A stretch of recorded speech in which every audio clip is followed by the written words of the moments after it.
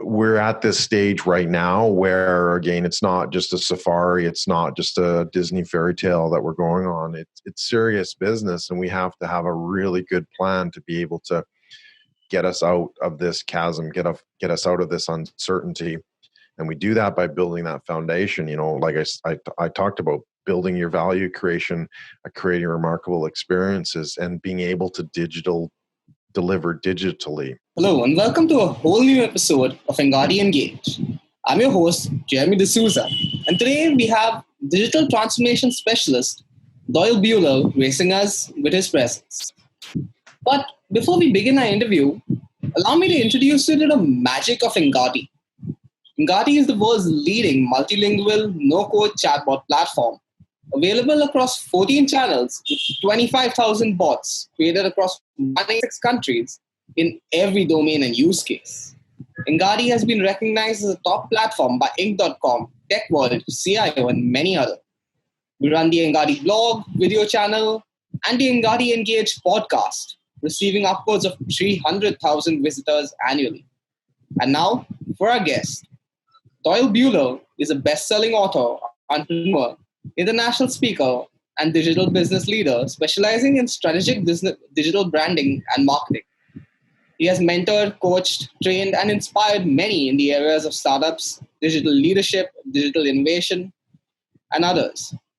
He runs a worldwide strategic digital marketing agency for companies that want to create disruption in their industry. He's making waves with his digital strategy iTunes podcast entitled Breaking Digital, where he interviews digital influencers from around the world discussing digital leadership across a range of business and channel topics. We're really thrilled to have you with us today, Doyle. Yeah, pleasure to be here, Jeremy. How are you? Great. Okay, so before we dive into the interview and get the inside scoop from Doyle, here's a quick announcement. We have something special for all of you, the entire audience, which we're going to reveal at the end of the interview. So stick around, guys. Doyle, let's dive in? Yeah. Perfect. So my first question to you is, what are the key elements and tenets that you advise organizations on while building their digital strategy? There's a lot of different elements that are needed. As you can imagine, like digital is a pretty big space, right? And there's a lot of different things that you can consider. There's a lot of parts and a lot of moving parts, I guess is probably the best way of saying it. And so it's really important to look at how do you actually assemble a system, a method, a process, a foundation to be able to sort of guide you and help you create a workflow or an understanding of what's going on. And I liken it to building a foundation on a building, right? Where you're able to have, depending on what kind of structure you want to build, you always start with a firm foundation. So it doesn't really matter, if it's 5 stories or 10 stories or whatever, even if you want to go higher, obviously you need a better foundation the higher you want to go. But the point is that you can't just sort of set up shop and away you go. Although we'd like to believe that, there still are a lot of pieces that are really important and that businesses are potentially missing as well as they build this foundation. So it's not a matter of just slapping up a website, putting a landing page together and, trying to sell something. Although that can work in certain circumstances. If you're looking for the longer game, building a solid business that, has that resilience to kind of last through things like we're experiencing today, you need a really good foundation. And part of what a foundation, how I define a foundation, is based on 3 specific things. What kind of value you're delivering, what kind of experience you're creating, and how are you delivering that in the digital space as well. Brilliant.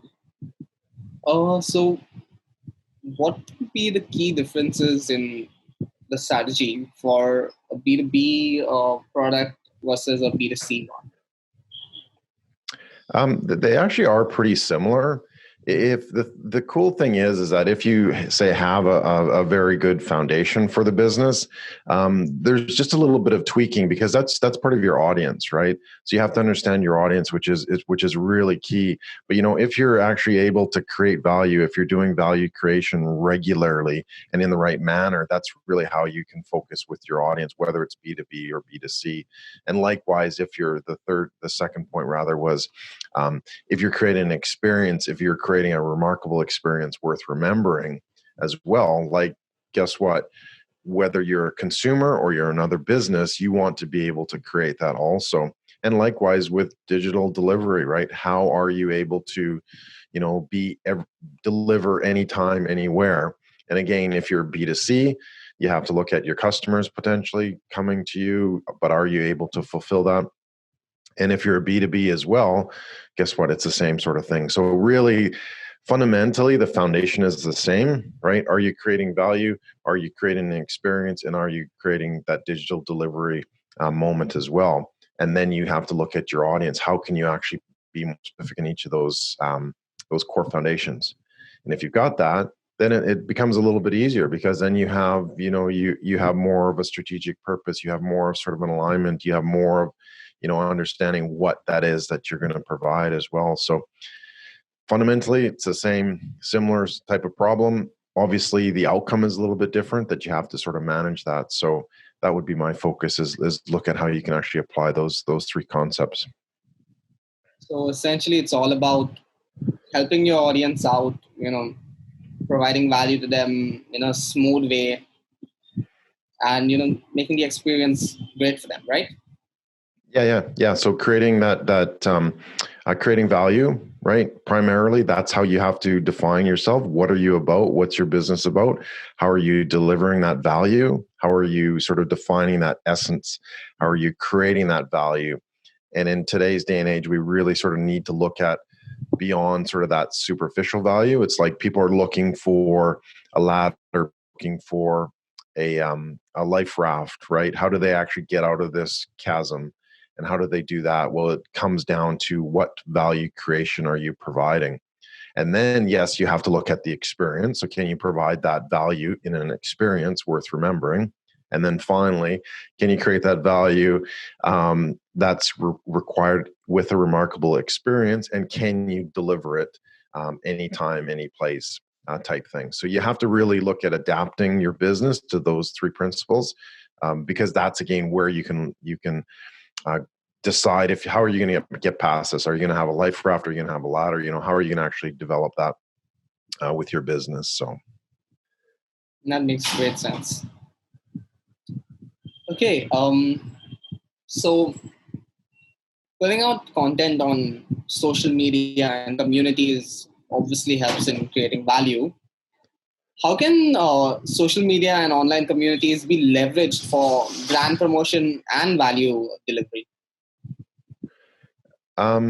Well, social media is one of those pieces that it really takes a lot of work, but it is obviously one of your foundations, and fundamentally, again, it comes down to what kind of experience are you wanting to create with this. So you have to look at, in this case, your audience, your building blocks, and your consumers and that sort of thing. So how do you actually put these pieces in place to be able to do that?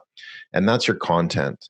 So you have to sort of match your content with your foundation. So making sure that you're basically delivering that same or similar message across your social media, across whatever channel it is that your customers there.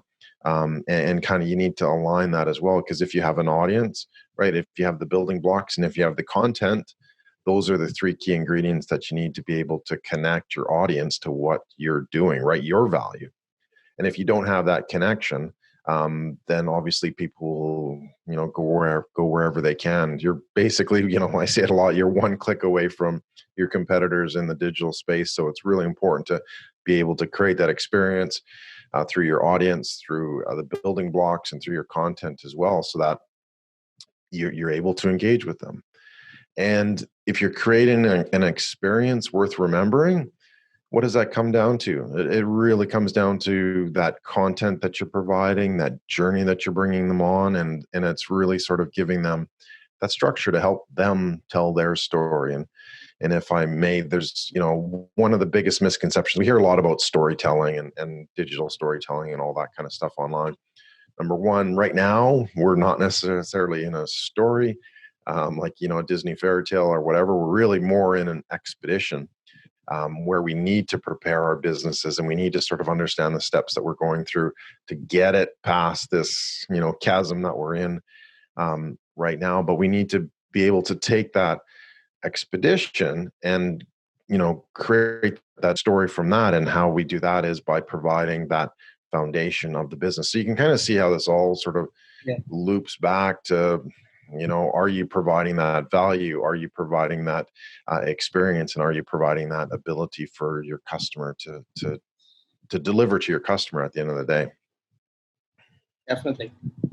So it's about having a bit of consistency in your content across your channels, but adapting it to the different channel which is there, the audience on that channel, and having a bit of Yeah, you have to know your audience, right? So you have to look at where's your audience, what channels are they using, and again, this is where you have to categorize yourself. What niche are you? Are you business to business? Are you business to consumer? That's not to say that necessarily B2B customers won't be relaxing on Instagram or relaxing on Facebook type things. So you have to look at all the behaviors that your potential audience is exhibiting, and then decide, which channels should you be on to be able to start to connect and deliver that that experience as well. But it takes time, right? It's something that's not going to happen overnight. You're not going to build a Facebook page or Twitter account and have 20,000 followers, the next day. If you want a true audience, a pure audience, then it's going to take some time, and you have to connect all these different pieces together. Finding out what behaviors they like, what are their attitudes, what are their perceptions, what are their understandings, and how you can do that. And then you can sort of decide, yes, I want to be on Twitter, Facebook, Instagram, LinkedIn, whatever.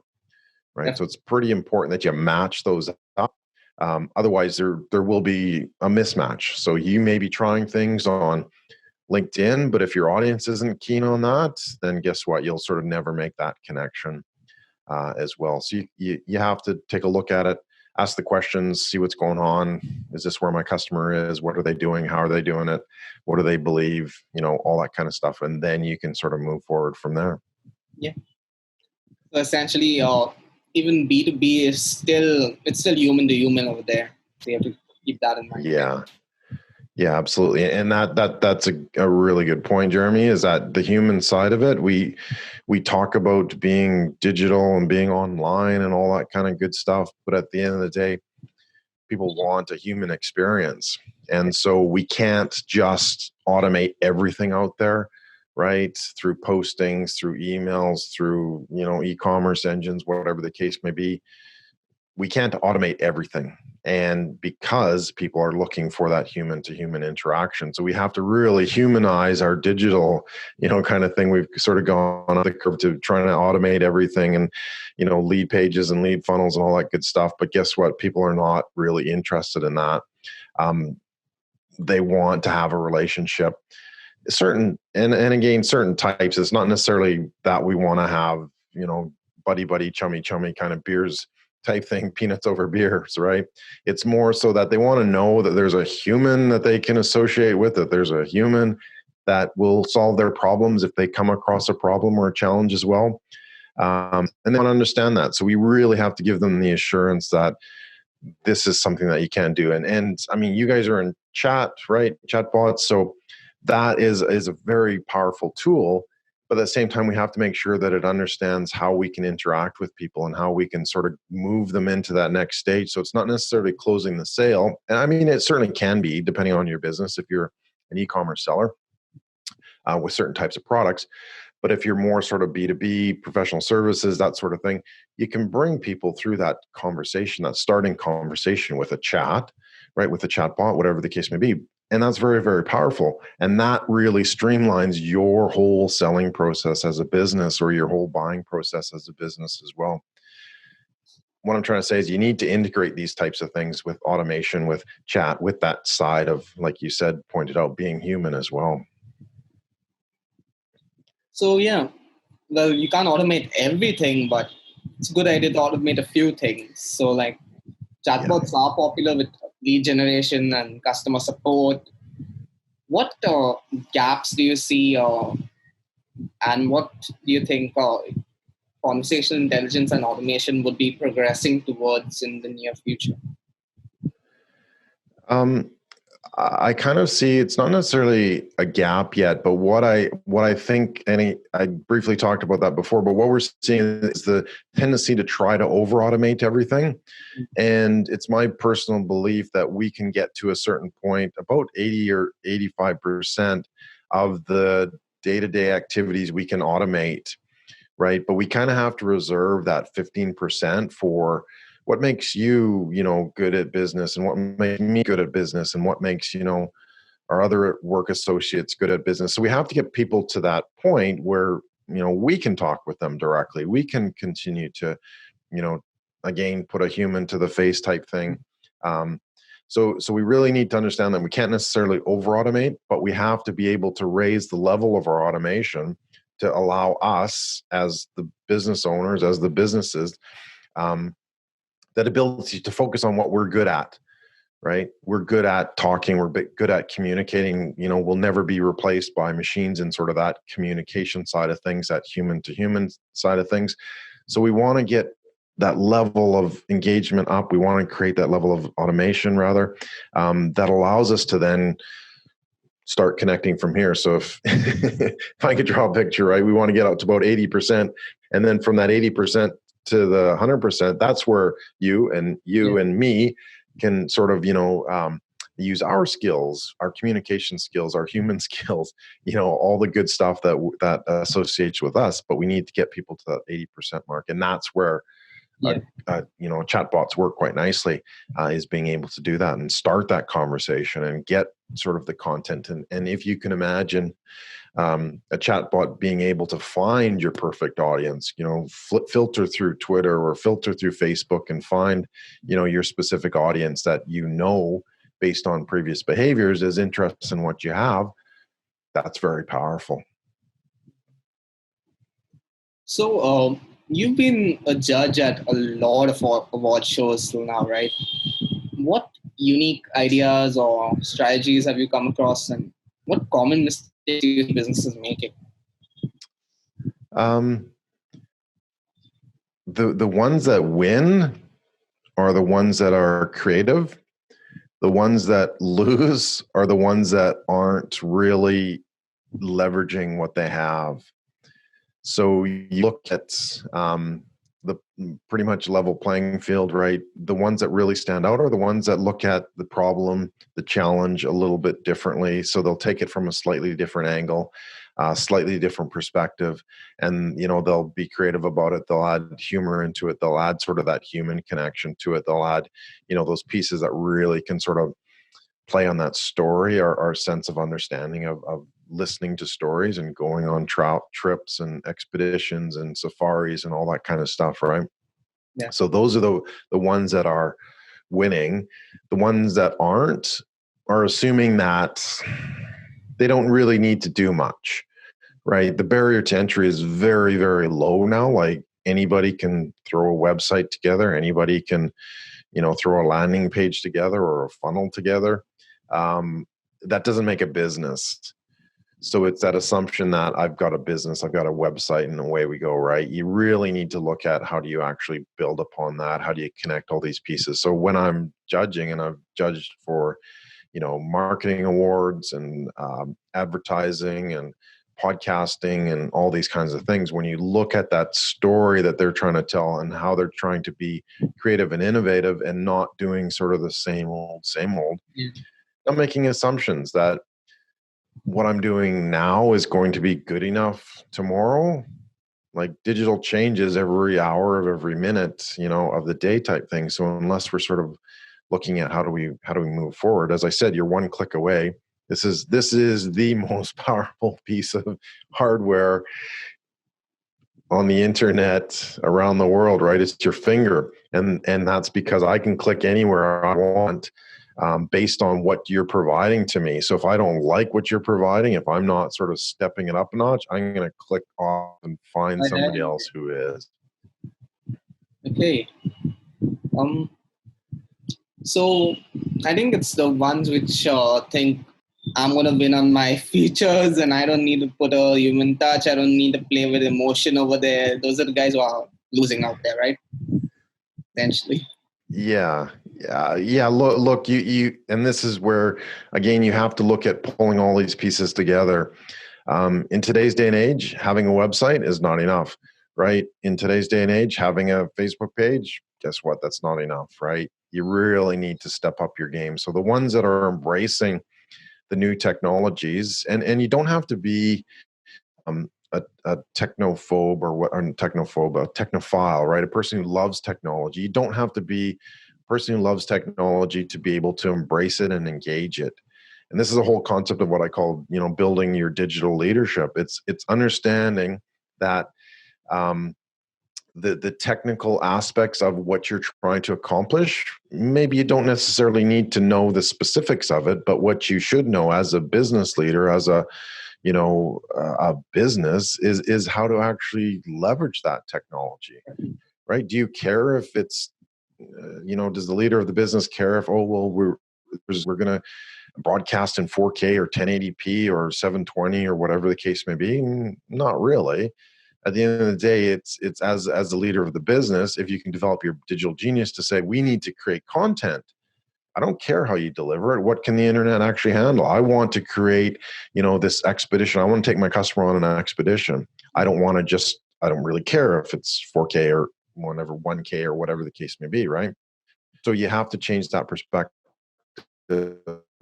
from the leadership point of view is, are you developing, again, your digital genius that allows you to make these decisions, that allows you to assign somebody, to get help, to get, mentor, to get some tech support or whatever. And that's what I really see as some of the cool parts of this is having like on-demand experts from around the world that you can just tap into at any point in time around the world, anytime, any place, that sort of thing. Get the expertise that you need. But as the business leader, I know that I need this. I don't care, again, how it works. Doesn't really matter. I care about how that's actually able to be implemented with my customer. Yeah. And that's the sort of the final outcome that's really, really important. Yeah. Business leader doesn't need to know the specifics of the tech. He just needs to get the right experience out for his customers and he's good.